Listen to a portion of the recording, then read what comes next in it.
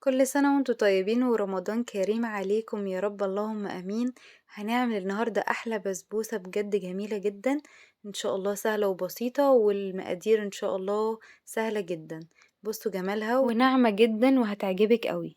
عملنا البسبوسة المكرملة والبسبوسة اللي هي بجوز الهند وكانت حلوة جدا.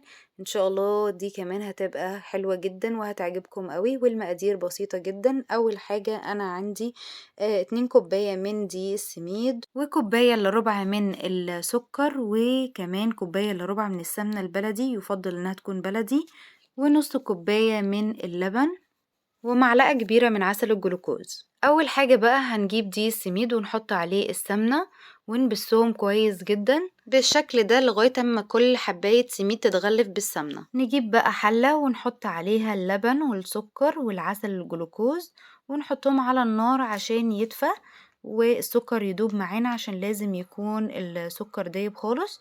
وبعد كده ما نضيفهمش على دي السميد غير يكون درجة حرارته زي دمع العين او رضعة البيبي. بقلب تقلبتين بس مش اكتر، مش عايزة ابالغ في التقليب. وعندي الصينية بتاعتي مقاس 26 مدهونة ومتبطنة كويس جدا بالسمنة، وحطت لها كمان كيس حراري بالشكل ده، بيبقى التسوية بتاعته جميلة جدا. وبعد ما حطيت كيس الحراري كمان دهنت دهنة من السمنة.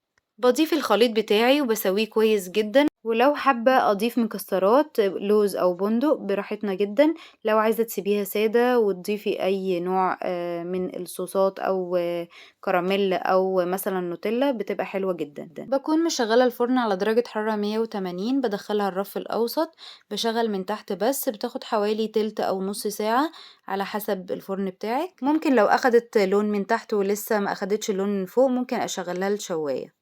بحضر الشربات عبارة عن كوباية وربع من السكر وكوباية ونص مية وعصرة ليمونة، وبحطهم على النار، مش بقلب خالص غير ممكن بعد الغليان لو انا حبيت ان انا اقلب. بسيبه حوالي 10 دقايق من بعد ما احطه على النار. ولازم البسبوسة تكون سخنة والشربات يكون سخن واحنا بنحطه عليها. ممكن اضيف الشربات كله وممكن ابقي منه زي ما انا بقيت شوية منه. ولازم اغطيها كويس جدا واسيبها اقل حاجة 3 ساعات عشان تشرب الشربات وتبقى حلوة جدا معاكي. انا سبتها ليلة كاملة وكانت جميلة جدا ما شاء الله، مظبوطة جدا ولونها موحد وجميلة جدا. اتمنى لو الفيديو عجبك تدعميني باللايك والاشتراك في قناتي على اليوتيوب وصفة هدير سعد. شكرا جدا ليكم، ورمضان كريم عليكم وينعاد عليكم بالخير، والسلام عليكم ورحمة الله وبركاته.